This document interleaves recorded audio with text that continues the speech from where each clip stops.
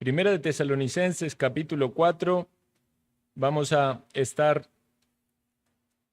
estudiando en esta mañana los primeros 8 versículos. Hacemos entonces la lectura. Primera Tesalonicenses 4:1 dice así: Por lo demás, hermanos, os rogamos y exhortamos en el Señor Jesús, que de la manera que aprendisteis de nosotros, cómo os conviene conduciros y agradar a Dios, así abundéis más y más. Porque ya sabéis qué instrucciones os dimos por el Señor Jesús. Pues la voluntad de Dios es vuestra santificación, que os apartéis de fornicación, que cada uno de vosotros sepa tener su propia esposa en santidad y honor, no en pasión de concupiscencia, como los gentiles que no conocen a Dios. Que ninguno agravie ni engañe en nada a su hermano, porque el Señor es vengador de todo esto, como ya os hemos dicho y testificado. Pues no nos ha llamado Dios a inmundicia, sino a santificación. Así que el que desecha esto, no desecha a hombre, sino a Dios, que también nos dio su Espíritu Santo. Hasta aquí nomás en la lectura, y en estos versículos vamos a meditar. Una simple lectura de estos primeros versículos nos damos cuenta de que hay ciertamente un tono de cambio en esta carta, del capítulo 3 al capítulo 4. Esta sección que que leímos y una que vamos a leer posteriormente en el capítulo 5, desde el versículo 12 en adelante, están cargadas de numerosas aplicaciones muy prácticas para la vida del creyente. Entre medio de eso va a aparecer el tema de la venida del Señor. Desde este capítulo 4, 13, continúa con el 5, está allí el tema de la venida del Señor, el ánimo, la esperanza que eso tiene que generar en la vida del creyente. Ya llegaremos a estudiar eso, pero es interesante considerar cómo el apóstol mete el tema de la venida del Señor rodeado de estos temas tan prácticos que tienen que ver con la vida del creyente en santidad. Y sin duda hay un vínculo, porque el considerar la venida del Señor tiene que ser un desafío en nuestras vidas a pensar cómo estamos para presentarnos delante de Él cuando Él venga, cuando nos reunamos con Él. ¿Cómo es mi caminar como cristiano? Porque de eso se trata. Vamos a encontrarnos con el Señor, a quien agradecemos y alabamos y exaltamos por habernos salvado y por habernos sacado del pecado y del error. Entonces, estas palabras son de ánimo, de exhortación, de un desafío para andar en esta vida a la luz de la eternidad. La manera en la que el apóstol lo presenta, dice allí el texto, os rogamos y exhortamos, es con un ruego, no un ruego de alguien que está pidiendo algo necesitado, sino más bien con una solicitud buscando el beneficio de estas personas, con una exhortación que allí se expresa con esa frase, en el Señor Jesús. Eso es una invocación del nombre del Señor Jesucristo. Es algo muy serio. Tiene que ver entonces con el beneficio de estas personas. Antes, recuerdan que Pablo había dicho, vivimos si estáis firmes. Y sin duda, Pablo hallaba cierto gozo y alegría en el Señor de que la obra que él había realizado para servir al Señor permanezca. Pero no es solo por el beneficio o el fruto espiritual de Pablo, es por el beneficio de estos mismos receptores de esta carta. Entonces, eso nos tiene que hacer pensar en cómo estos hermanos tomaban estas palabras. Si alguien viene a usted y le dice, yo te ruego tal cosa, generalmente es porque quiere algo propio, pero cuando te ruega por tu propio bien, Debemos entonces pensar, ¿verdad?, que brota de la sinceridad de alguien que quiere el beneficio personal, en este caso Pablo deseándolo para la iglesia donde él había ministrado, juntos con sus consiervos. Rogamos y exhortamos. El exhortar tiene que ver con procurar un cambio, ¿verdad? Guiar a las personas a un cambio. No es una cuestión de consejo opcional que usted tome cualquier camino. No, esta exhortación tiene que ver con lo que es correcto hacer. Y continúa allí diciendo una frase un poquito más adelante: ¿cómo os conviene? O sea, eso es claro. No es la conveniencia de Pablo. Sí, sin duda, hay gozo en Pablo, hay fruto espiritual en Pablo. Él expresó todo lo que significaba para él ver a la iglesia firme, pero es una conveniencia de ellos como creyentes, como iglesia del Señor. Y nosotros tomamos esto también para nuestras propias vidas. Hermanos, la vida santa, ordenada, la vida pura, apartada del mal, apartada del pecado, apartada de la contaminación de este mundo, es de nuestra conveniencia. Ciertamente el diablo y la carne y todo nos quieren engañar.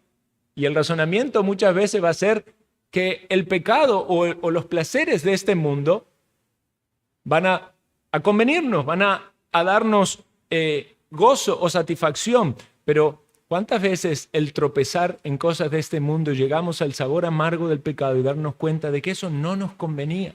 De que eso trae consecuencias, que trae dolor, cuando el pecado ha pagado bien. Y la frase esa: el pecado te lleva más lejos, te retiene más tiempo y te cobra más caro de lo que quieres pagar. Por eso, hermanos, debemos considerar realmente que la santidad nos conviene. La santidad conviene a la casa de Dios, la santidad conviene a los creyentes. Es nuestra mejor opción. No es una opción en el sentido de que lo tomo, lo dejo. Si soy creyente es lo que Dios manda, pero Dios quiere lo mejor para nosotros. Cuando meditamos en la invitación del Señor de que le llamaba a las ovejas, ¿verdad? Y que les da vida en abundancia. Debemos relacionar esta idea de una vida abundante, una vida llena de la bendición del Señor, con una vida santa, una vida ordenada, una vida limpia, como cantábamos con esa canción que nos enseñó el hermano José. Entonces, el apóstol presenta esto en manera de solicitud, en manera de exhortación, capta la atención de estos hermanos acerca de este ruego, que lo expresa de esta manera: que se conduzcan bien, ¿verdad? Dice el texto, de cómo os conviene conduciros y agradar a Dios. Entonces, el conducirse bien, una palabra que también nosotros utilizamos con frecuencia, ¿verdad? En nuestro lenguaje. Por ejemplo, hablamos de conducir un vehículo, conducir un automóvil. Tiene que ver con andar. Tiene que ver con el caminar. Esta es la palabra, peripateo, en el griego, que se puede traducir caminar. Y usamos también esa figura, ¿verdad? Cuando hablamos de caminar en la vida cristiana, no nos referimos puntualmente a cómo caminamos, sino a cómo es nuestra vida cristiana delante de lo que Dios nos manda, nuestras acciones, nuestras actitudes, nuestras conductas. Decimos cómo nos manejamos o cómo actuamos, cómo nos conducimos, si nos conducimos ordenadamente o alguien se conduce de manera desordenada, anda desordenadamente. Eso entonces apunta más a aquello que es visible, a un testimonio que se está dando. ¿Ha visto usted en los carros que ponen las empresas generalmente esa pegatina atrás y dice: reporte cómo conduzco? Y esa es la idea. Si usted ve un carro que se va para un lado y para el otro, ¿verdad? Aquí hay algo malo, seguramente está alcoholizado el conductor, usted anota el número y llama, ¿verdad? Entonces ellos investigan por la placa quién estaba conduciendo a esa hora ese reporte, ¿verdad? De algún modo eso también nos hace pensar en esta idea de testimonio. Cómo nosotros nos conducimos es el testimonio que estamos dando con nuestras acciones, con nuestras palabras, con nuestras actitudes, si estamos agradando o no estamos agradando al Señor. Y esta es la frase que viene en combinación. Dice, la manera en que os conviene conduciros y agradar al Señor. Ahora, cuando meditamos en esta frase, agradar al Señor, creo que todo creyente verdadero, como cantamos, quiere agradar al Señor. Porque desde el momento de la salvación, en la conversión, hay un cambio de mente, hay un arrepentimiento, hay un cambio de mentalidad, y entonces esa actitud, quizás de la impiedad adversa y de rechazo al Señor y a su voluntad, en el creyente no está. No decimos que queremos agradar al Señor siempre y en todo, porque evidentemente seguimos luchando con el pecado y con las debilidades de la carne. Cuando un creyente quiere pecar, en algún momento no está queriendo agradar al Señor, pero en el creyente son situaciones o caídas accidentales y no es el nivel o la forma de vida. No es que así vivimos constantemente en un querer desagradar a Dios. Si esa es la realidad de una persona que está rechazando constantemente lo que Dios dice en su palabra, no le quiere hacer caso y no quiere amoldar su vida a lo que Dios, es muy posible entonces que estemos hablando de un incrédulo, alguien que todavía no ha experimentado la conversión. Pero el creyente naturalmente quiere agradar a Dios cuando piensa en algo de Dios y de su palabra, va a tomarlo, meditarlo, razonarlo, buscar aplicación para su propia vida. Ciertamente el discernimiento espiritual debe ir en aumento. No es lo mismo alguien que apenas viene a la fe, que es nuevo en la fe, de alguien que tiene más años, más tiempo en la fe. Es de pensarse de que tenga un mayor conocimiento escritural, que sea más sensible espiritualmente a pecados o que tenga mayor madurez. Pero en cualquier instancia de la vida cristiana hay un deseo de que Dios sea alabado, sea exaltado, que sea glorificado con nuestras actitudes, con nuestras acciones, con nuestras palabras. Todo aquello que tiene que ver con la conducta o con lo externo, con lo visible, podemos relacionarlo más al concepto anterior, el conducirse. Pero cuando hablamos de querer agradar al Señor, vamos aún más a lo profundo, vamos aún a las motivaciones.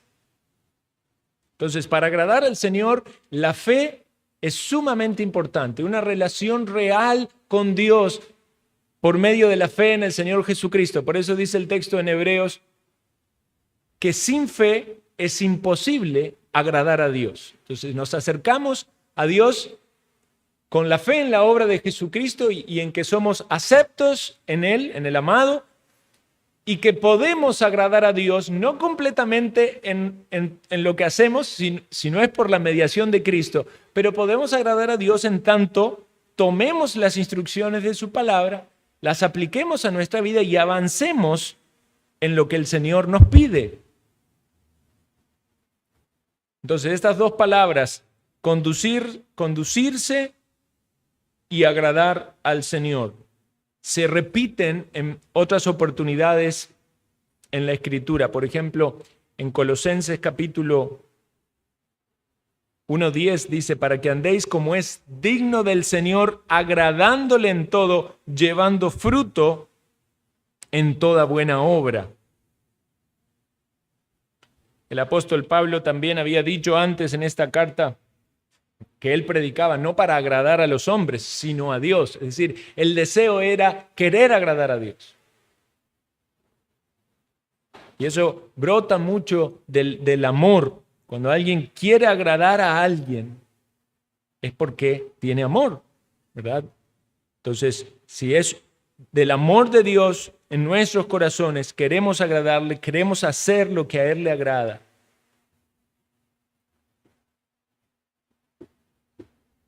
No es que nosotros queremos hacer algo para que Dios se sienta feliz. Dios es feliz.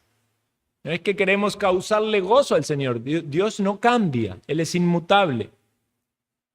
Entonces no se trata tanto de hacer algo para producir un cambio en Dios o una satisfacción en Dios, sino más bien para mostrar nuestra gratitud a Dios. Bueno, Dios ciertamente la conoce, pero aún así hay gloria a Dios en aquello que hacemos y expresamos.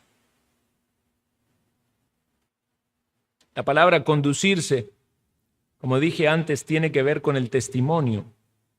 En 2 Corintios 1:12, el apóstol Pablo dice: porque nuestra gloria es esta, el testimonio de nuestra conciencia, que con sencillez y sinceridad, no con la sabiduría humana, sino con la gracia de Dios, nos hemos conducido en el mundo y mucho más con vosotros. Vean cómo Él la usa para hablar de el testimonio entre ellos.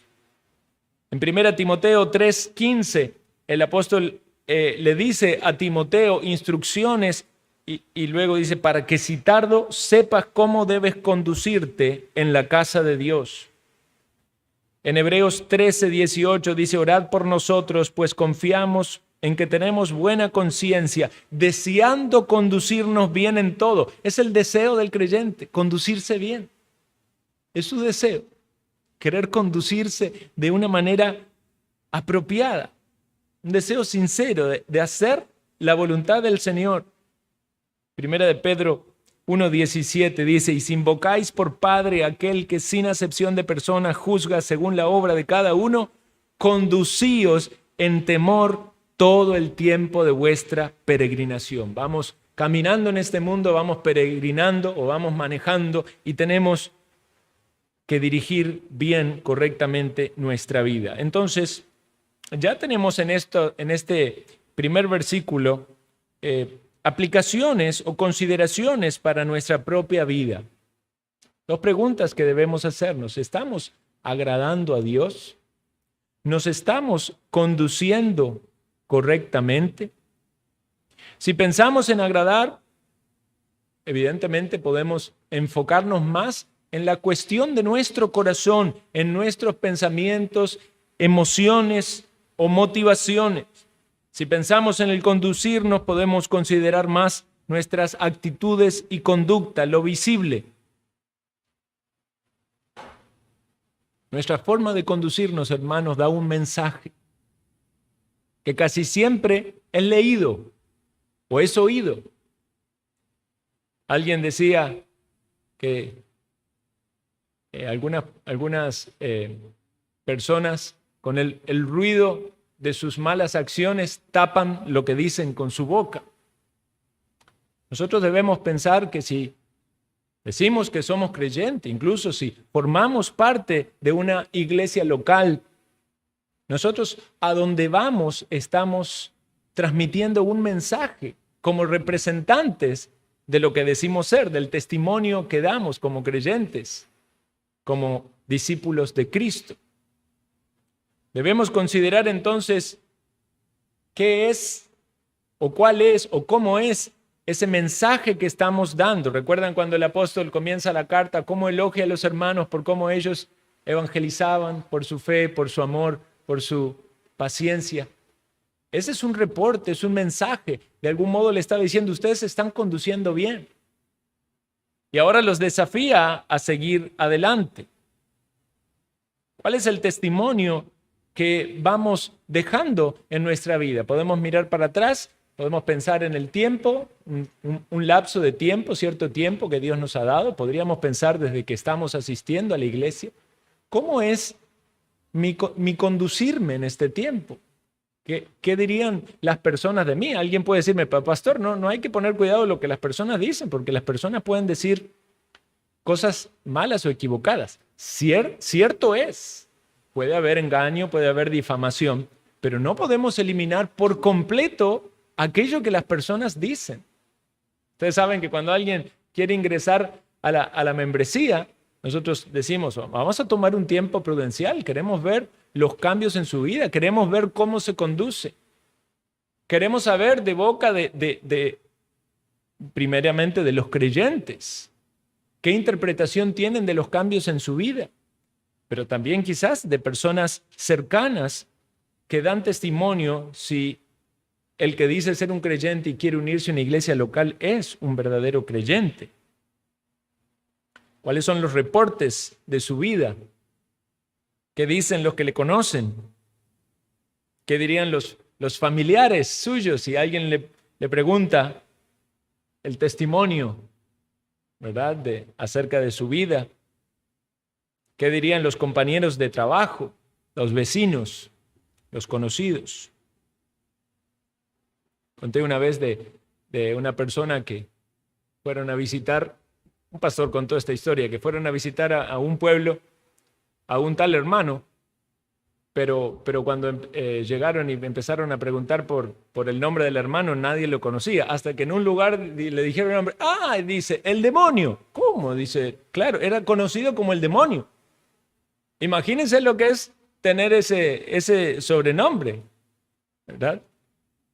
Entonces, espero que nadie aquí sea conocido de esa manera, pero ¿qué pasa si cuando hay alguna apreciación acerca de nuestra vida, lo primero que salta a la luz es algún mal comportamiento, una mala actitud? Eso debe preocuparnos, porque ciertamente las cosas malas van a surgir con mucha más facilidad que las cosas buenas.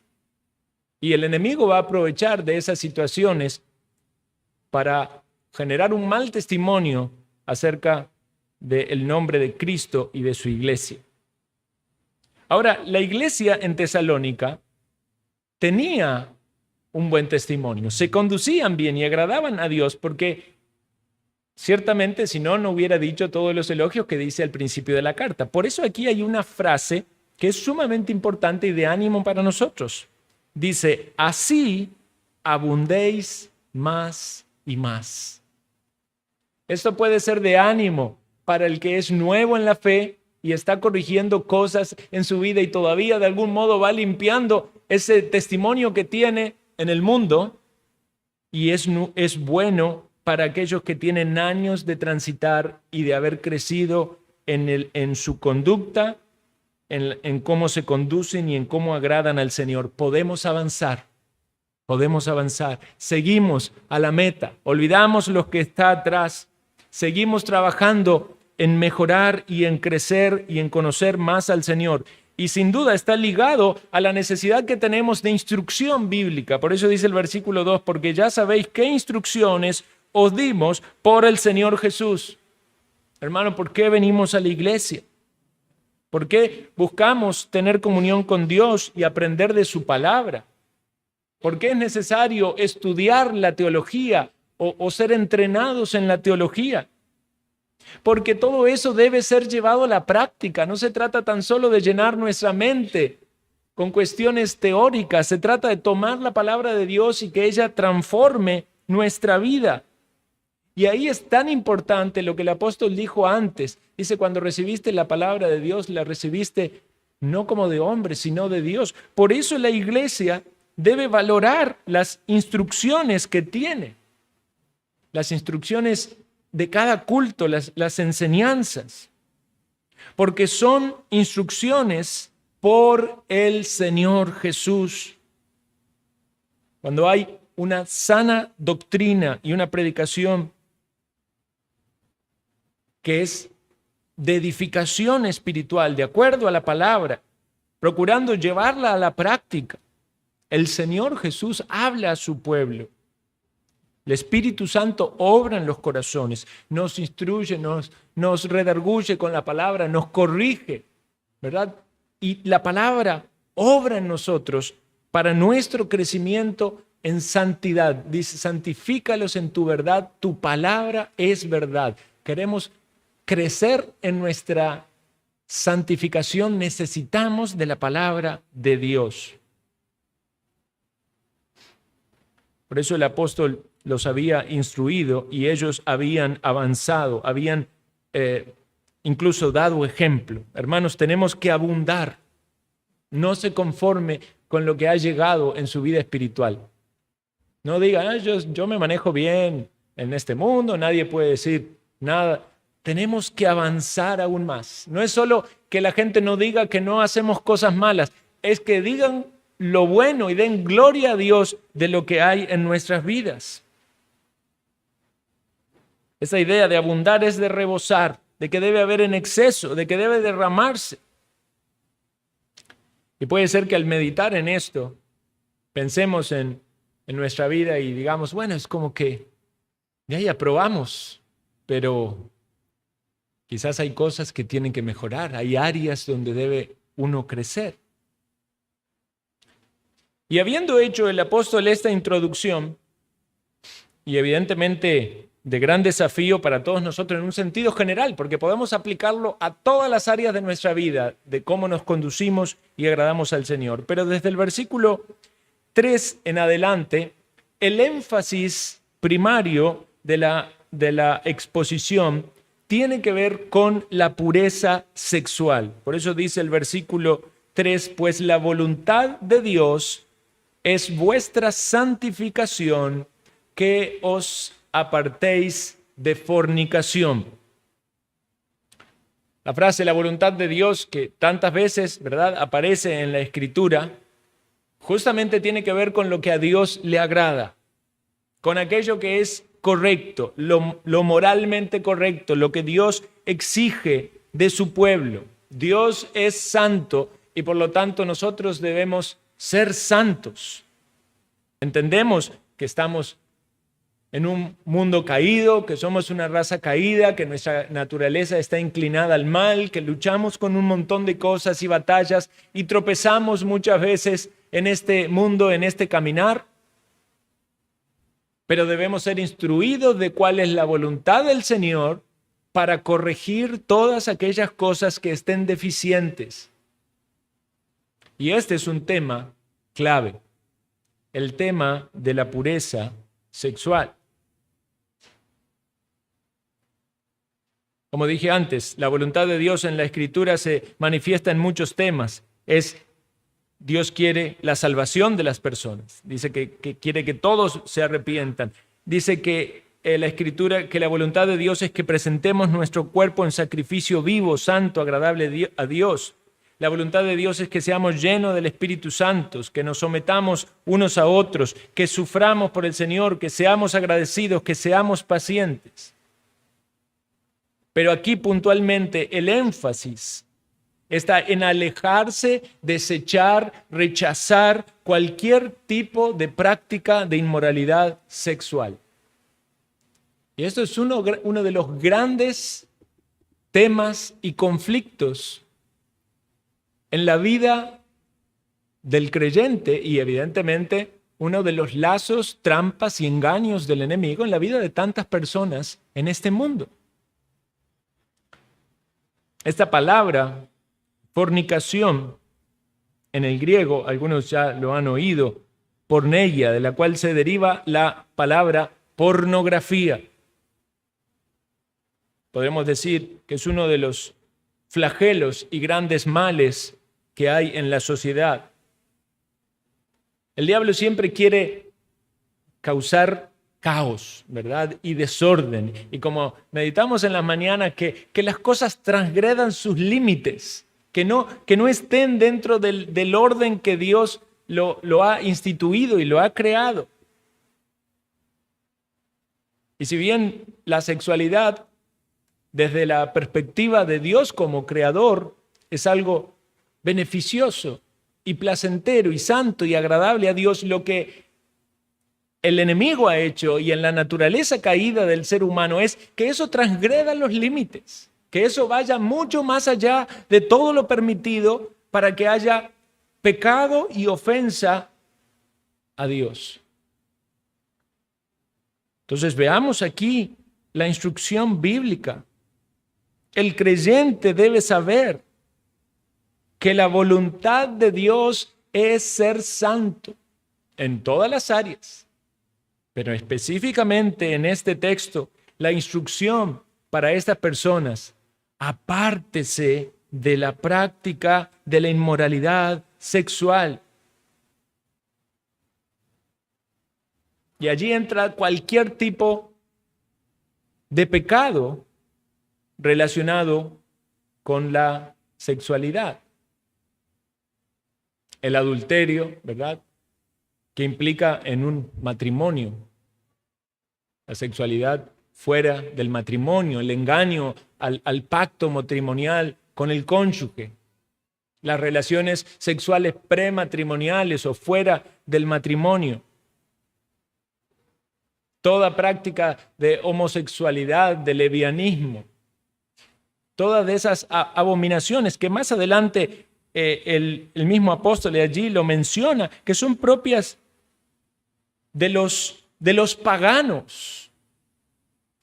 Cuando vemos este mundo y esta sociedad como está, uno dice, sinceramente, este es uno de los temas que parece ser que ya estamos en una Sodoma y Gomorra, que en cualquier momento va a venir el juicio de Dios.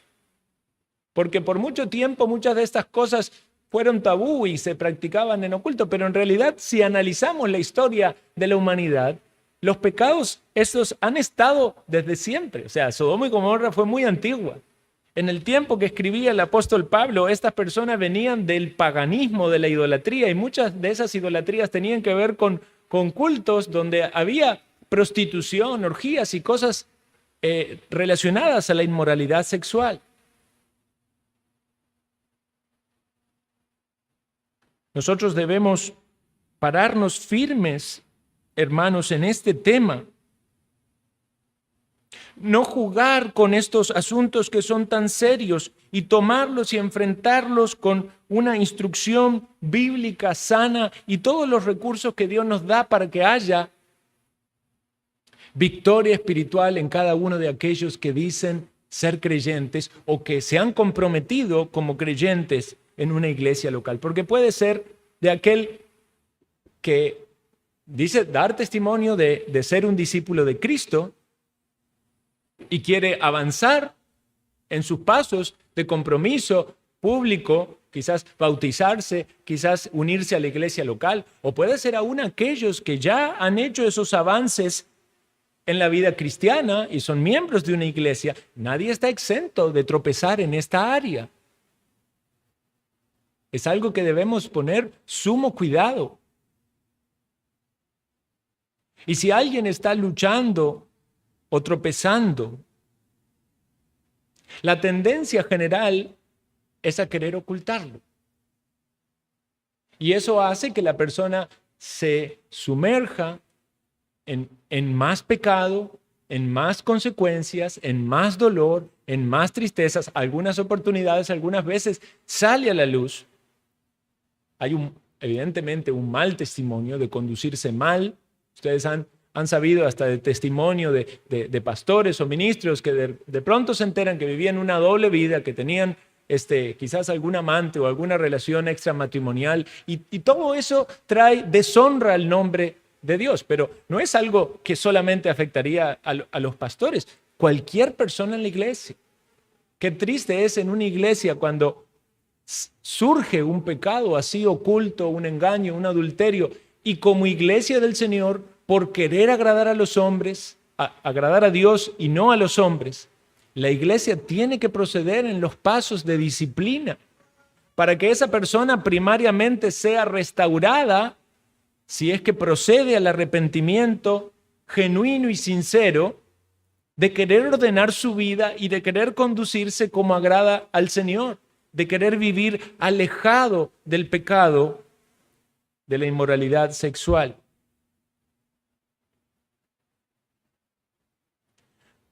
Algunos de ustedes saben, yo sirvo en un ministerio que el pastor Alexander dirige aquí en Costa Rica, que se llama Liberando a los Cautivos.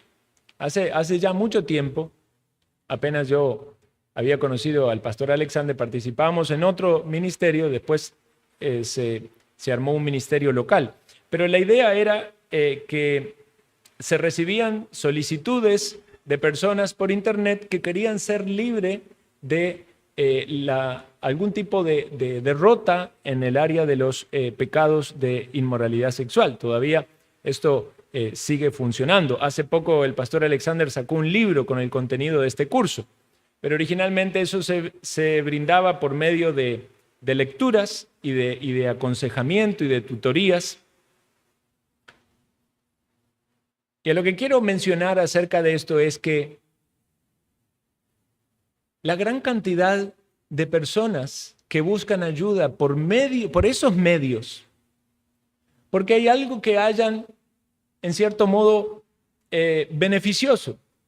Es mejor pedir ayuda quizás a alguien que no lo conoce, porque da vergüenza abrir el corazón quizás en un entorno conocido, que nadie sepa de las luchas internas. Entonces la gente prefiere pedir ayuda a alguien que no conoce o a alguien que no puede conocerlo en su totalidad. Muchas de esas personas cayendo y tropezando en inmoralidad sexual, activamente sirviendo al Señor en sus iglesias. Muchas veces pecados o esclavitud en el pecado, ¿verdad? Muchas de esas personas reconocen durante el proceso no ser verdaderos creyentes. Y gracias a Dios, cuando Dios les guía por su palabra y por el Evangelio, y ese tropiezo en ese pecado y no encontrar la manera de vencer, los lleva a la consideración de su necesidad vital de Jesucristo como el Salvador. Pero muchas otras veces son creyentes, verdaderos, que están tropezando. Y cuando uno trata de analizar los casos y pensar por qué ese creyente está tropezando, muchas veces tiene que ver que no tiene una iglesia sana, que no está siendo pastoreado, no hay personas que velen por su vida espiritual, o que está guardándolo de manera secreta para guardar las apariencias y siguen allí en su participación en la iglesia, en su banda de música o dirigiendo, liderando un grupo.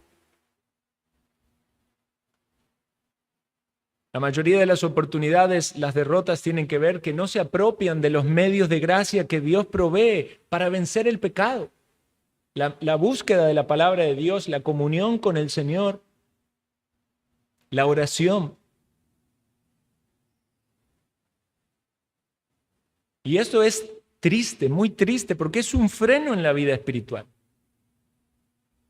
Quizás algunos de ustedes puedan meditar en su vida de pasado y recordar momentos donde estaban presos de algún tipo de inmoralidad sexual. Aquellos que lo vivieron en su vida impía, ¿verdad? Gloria al Señor si les rescató y han sido libres de eso. Pero si hay algún creyente que ha estado tropezando en eso, va a haber en su propia vida un freno en su vida espiritual, un freno que no le permite avanzar, que no le permite crecer, que no le permite servir con limpia conciencia. Por eso necesitamos, hermanos, apropiarnos de todos los recursos que Dios nos da en su palabra para hacer la voluntad del Señor. ¿Y cuál es la voluntad del Señor? Apartarse de eso, alejarse de eso. Eso corresponde al pasado, a la vida sin Cristo, a lo que hacen los mundanos, los gentiles en este mundo que viven para satisfacer sus deseos carnales y no importan los parámetros divinos. Pero la sexualidad es sagrada en el marco que Dios la ha determinado, honroso sea el matrimonio y el lecho sin mancha.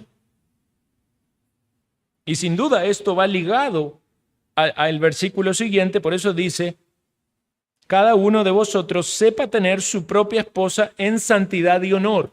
Y le voy a decir aquí que algunos teólogos se debaten en dos posiciones, porque esta palabra esposa es la palabra en el original vaso y se puede aplicar tanto para la esposa, por ejemplo, Pedro habla del vaso más frágil, pero es la misma palabra para referirse al cuerpo, al vaso, ¿verdad? Se utiliza esa palabra para el cuerpo.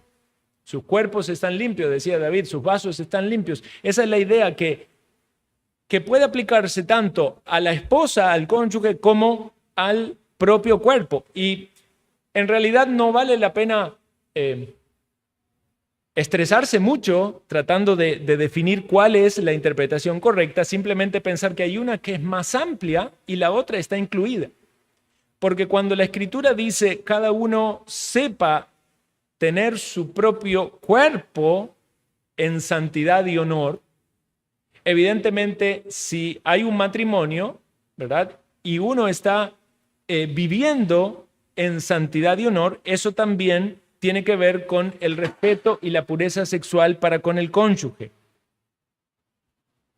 Sería quizás un tanto raro pensar por qué, si se refiere solamente a Vaso como esposa, ¿por qué solamente el mandato está a los hombres? Las mujeres también podrían caer en inmoralidad sexual, ¿verdad? Entonces es más apropiado pensar en que cada uno mantenga o sepa mantener su cuerpo de manera santa.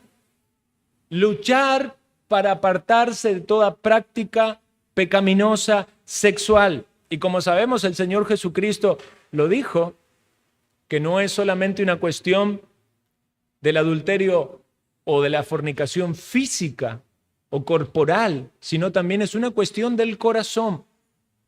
La lucha puede estar en el corazón, la lucha puede estar en los ojos. Hermanos, hoy en día, más que nunca, el acceso a cualquier tipo de material erótico o que provoca lascivia en el corazón de quien sea, del hombre o de la mujer, porque antes se podía decir que había diferencia. Hoy en día también muchas mujeres tropiezan con la pornografía. El querer ser estimulado sexualmente por alguien que no es la pareja que Dios dio, el esposo o la esposa que Dios dio, es pecado y no podemos jugar con eso. Y el enemigo quiere que aflojemos las barreras, las bajemos un poco más, porque es tan fácil hoy en día, con las redes sociales, en la televisión, en las publicidades, ¿verdad? En las publicidades uno tiene que cuidar hasta que están los niños mirando una fabulita, a ver qué publicidad aparece, porque ahí hay, digamos, esas publicidades de música. Y la mayoría de la música que apunta hoy a los jóvenes, las músicas que están de moda, casi todas mujeres desvestidas y hombres seductores, todo eso está ligado a este pecado que quieren producir y causar en todos. Evidentemente el diablo quiere tener enlazado a muchos, pero sin duda hacer también tropezar a los creyentes.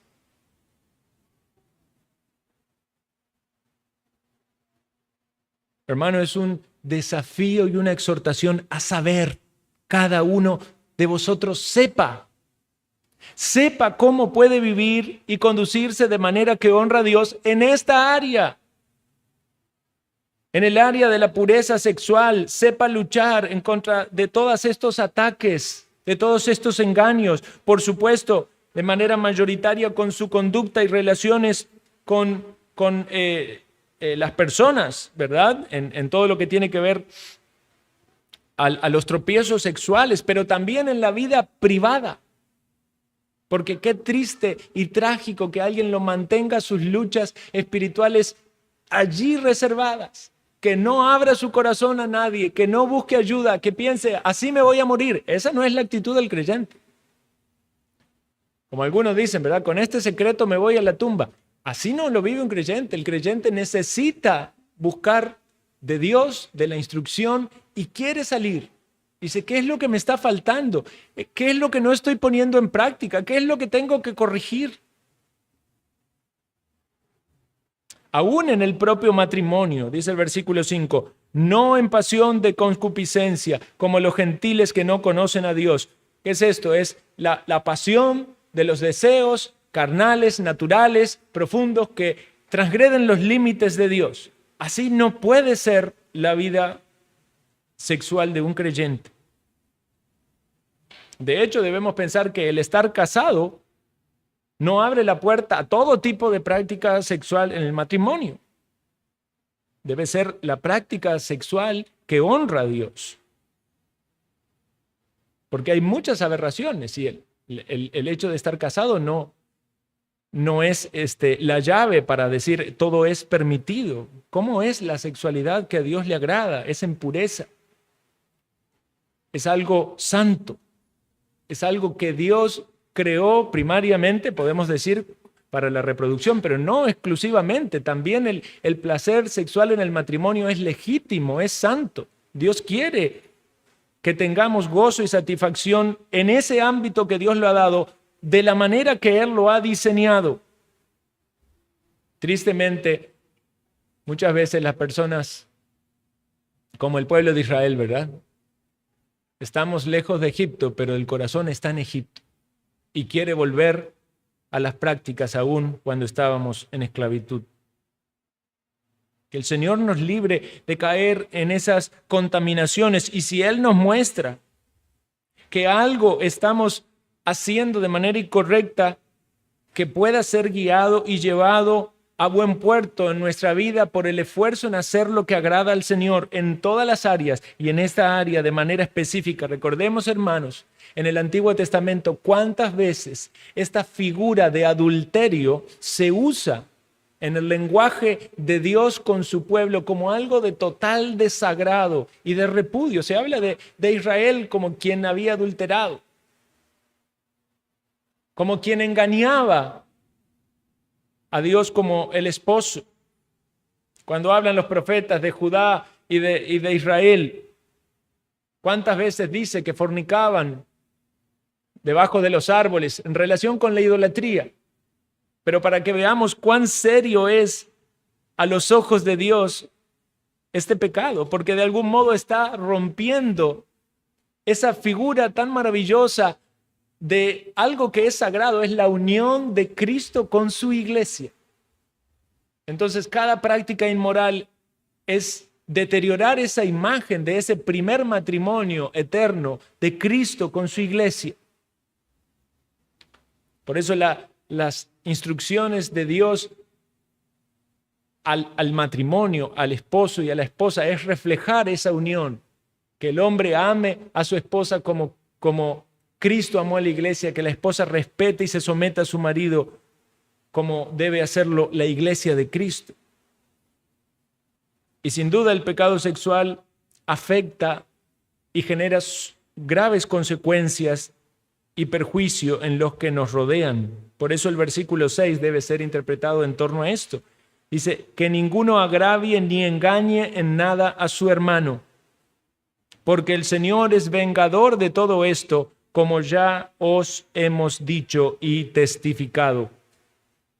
Cuando hay inmoralidad sexual, hay engaño. Es terrible. Es un pecado que suma a otro pecado y que si no se corta, eso se transforma en una cadena de muchos pecados. ¿Recuerdan cuando pasó con David y Betsabé? Primero fue la caída en la inmoralidad sexual, pero no quedó ahí. Después fue todo el engaño para hacer que Urías estuviese con ella, y después fue que él muriera. Una cosa lleva a la otra. No nos engañemos en pensar de que si nadie nos ve y nadie se da cuenta, entonces no hay problema. Aquí la Biblia nos dice, el Señor es vengador. Debería asustarnos y tomar la exhortación de Pedro de la importancia de conducirnos con temor. Y quizás humillar nuestro orgullo para ver la necesidad que tenemos de ayuda, porque muchas veces en nuestros recursos, en nuestra capacidad, en nuestra experiencia, no podemos salir adelante. Y quizás Dios provee de ayudas por medio de la iglesia, por medio quizás de algún libro con instrucción, por medio de hermanos o personas que pueden socorrernos. Evidentemente, temas sensibles no son para andar divulgándolo con todo el mundo. Pero la pregunta es si usted está dispuesto a ser enseñado, exhortado, corregido y a ser ayudado y acompañado en un proceso de restauración y de disciplina.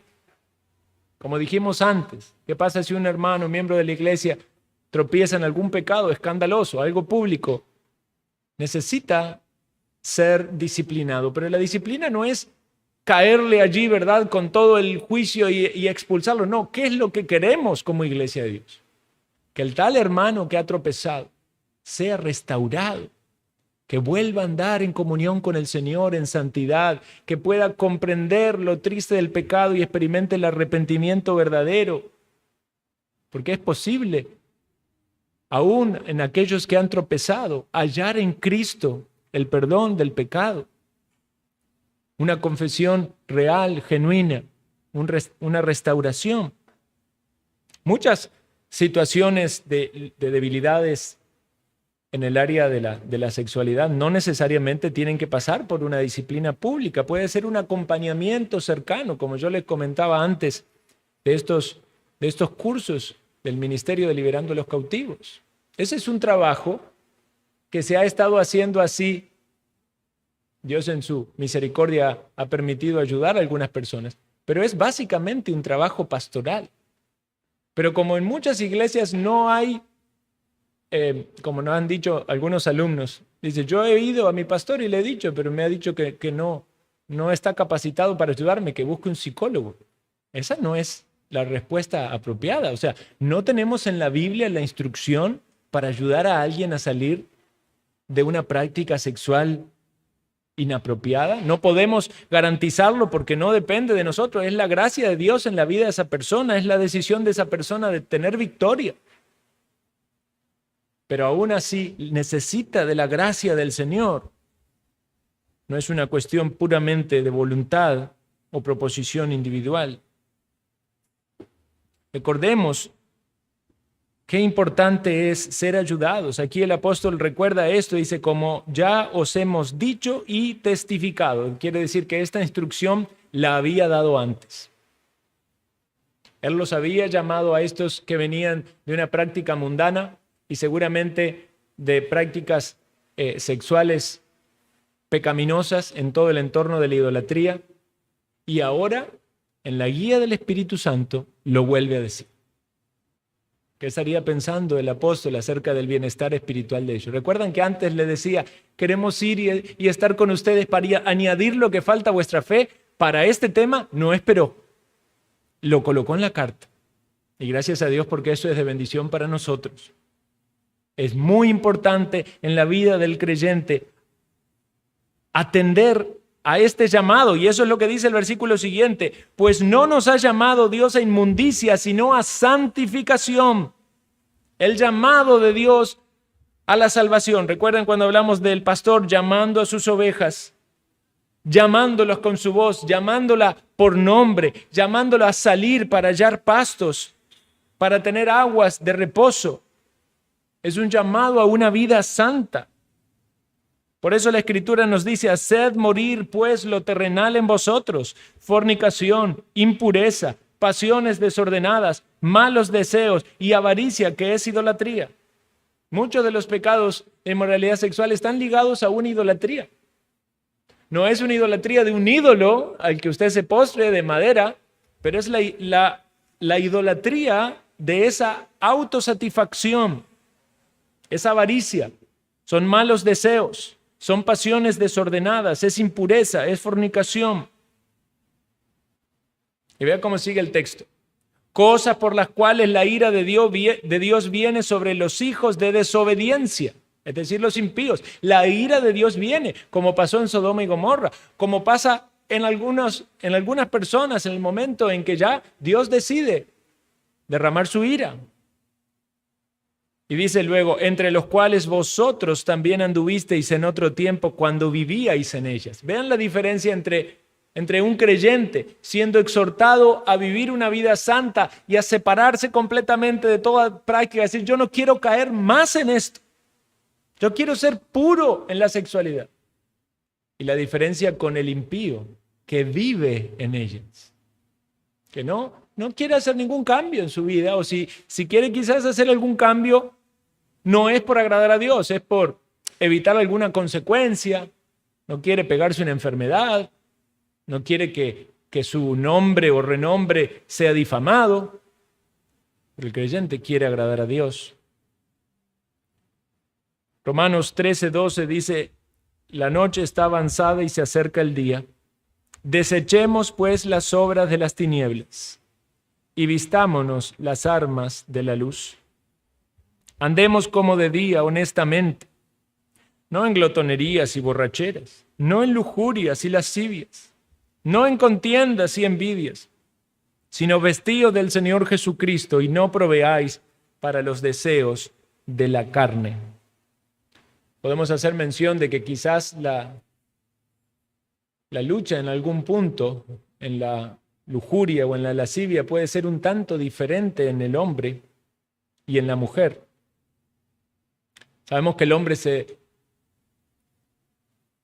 es muy atraído por aquello que ve, pero la mujer puede tropezar en querer generar esa atracción.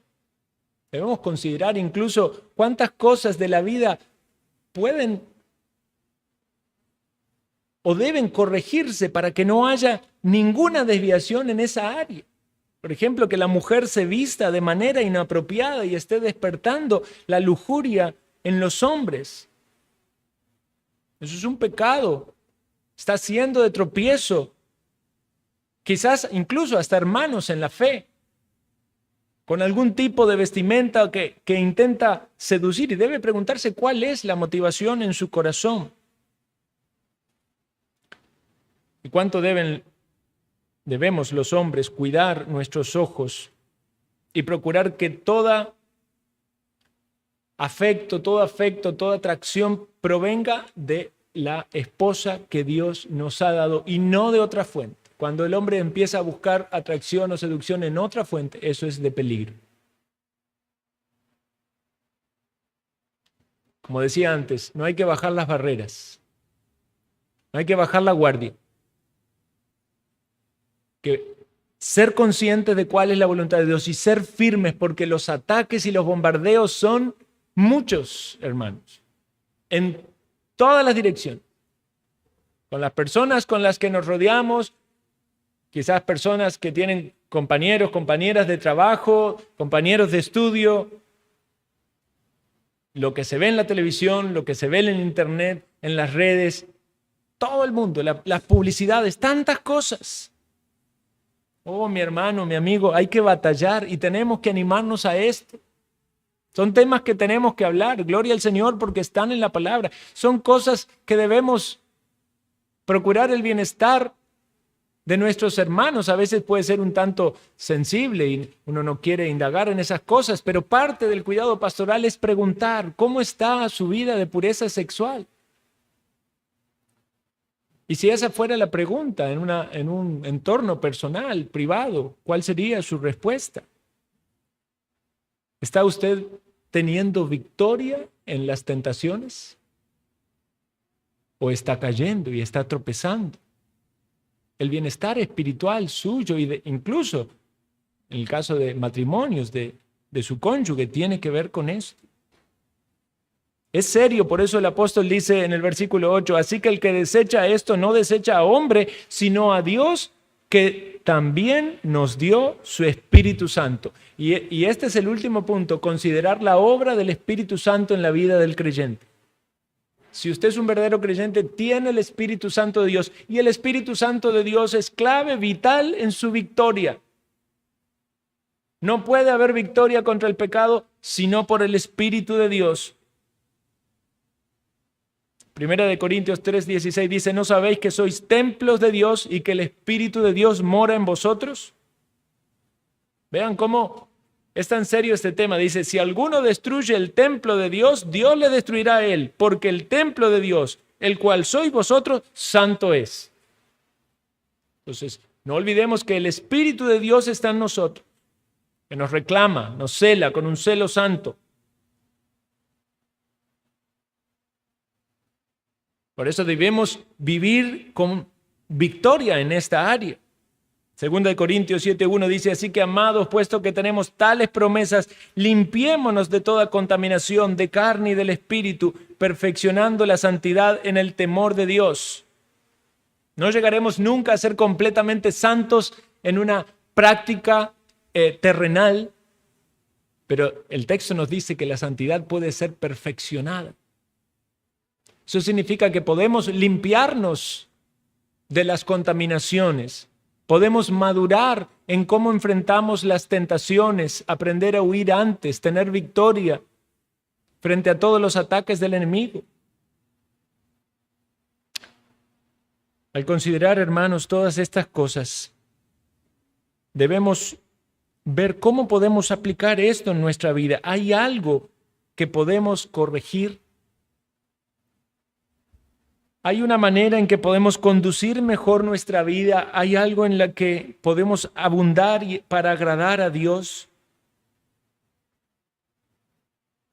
Específicamente en el área de la pureza sexual, ¿hay algún pecado que necesitamos confesar primariamente a Dios? Confiando en lo que su palabra dice, que si confesamos nuestro pecado, Él es fiel y justo para perdonar nuestro pecado y limpiarnos de toda maldad. Que tenemos un abogado en los cielos que nos defiende. Examinando delante del Señor si verdaderamente somos de Cristo, si hay arrepentimiento en nuestro corazón, porque no se trata de palabras para sentirse bien uno, se trata de querer estar bien con el Señor, de querer agradar a Dios. Pero algunos dicen, bueno, ya está, ya lo confesé, ya no más. Pero siguen una y otra vez en el tropiezo. Ha de buscar usted en los recursos espirituales que Dios provee para su crecimiento espiritual, para poder superar. No caigamos en ese conformismo pecaminoso de que alguien dice, ay, de por sí todos tienen algún pecado. Ah, sí. O aquellos que juzgan dicen, bueno, seguramente el que está ahí también debe tener su pecado, pero no lo dice. Y es para calmar su conciencia y permanecer en ese pecado. Veamos cuán serio esto es a la luz de lo que nos enseña su palabra. La palabra del Señor, que el Señor viene, que debemos estar a cuentas, que queremos vivir de una manera que le demos a Él gloria, que queremos crecer espiritualmente y honrar al Señor. Oremos, hermanos.